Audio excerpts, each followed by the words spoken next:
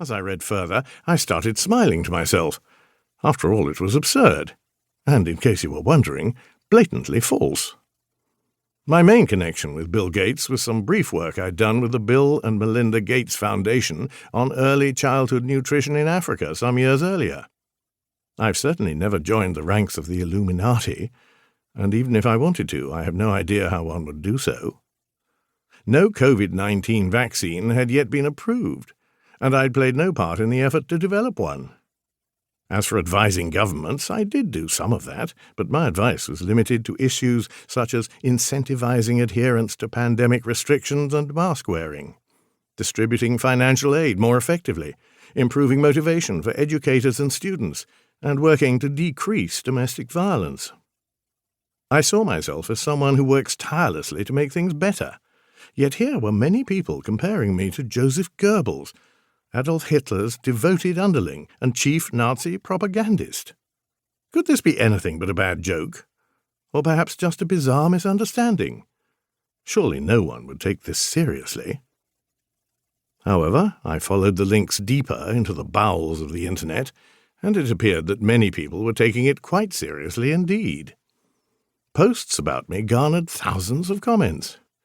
My evil twin appeared in clumsily edited videos, sometimes dressed in a Nazi uniform and always with despicable intentions. Online conference panels debated my character flaws and nefarious motives. There were calls for Nuremberg 2.0 trials to find me guilty and sentence me to public execution.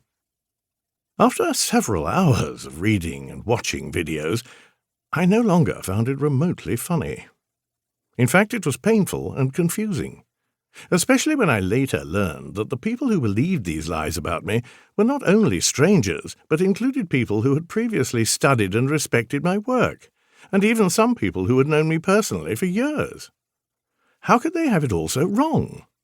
Surely, I thought, if I could just have a conversation with them, they would realize their error and all this lunacy would end. Maybe they would even apologize. I saw that one of the discussion leaders, Sarah, had a phone number listed. She was the one calling for me to be put on trial. She was absolutely sure that once my crimes against humanity became public, I would be one of the first to be hung for everyone to watch, cheer, and celebrate. I decided to call her up and set the record straight. What could go wrong? Well, a lot, it turned out. It didn't go well, for reasons that are probably obvious to anyone who has spent even a few minutes considering the odds of convincing someone to change their mind via a surprise phone call. Only I wasn't thinking, I was deeply offended and emotional. After introducing myself, I told her that I wanted to set the record straight and that she was welcome to ask me anything she liked. Her first set of questions surprised me. She asked me about my views on what was going on. When I started talking about COVID-19, she stopped me immediately.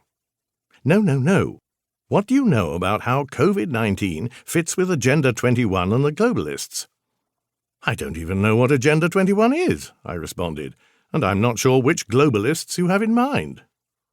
Don't play innocent with me, she responded. I know who you are and what you do. Then she switched tracks and demanded to know what projects I was working on with different governments. At the time, I was working quite intensely on projects related to COVID-19, with the Israeli government and a bit with the British, Dutch, and Brazilian governments as well.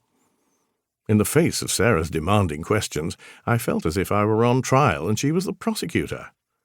I told her that I was mostly working to try to get the police to use rewards to incentivize good mask-wearing behavior and observance of social distancing instead of using fines.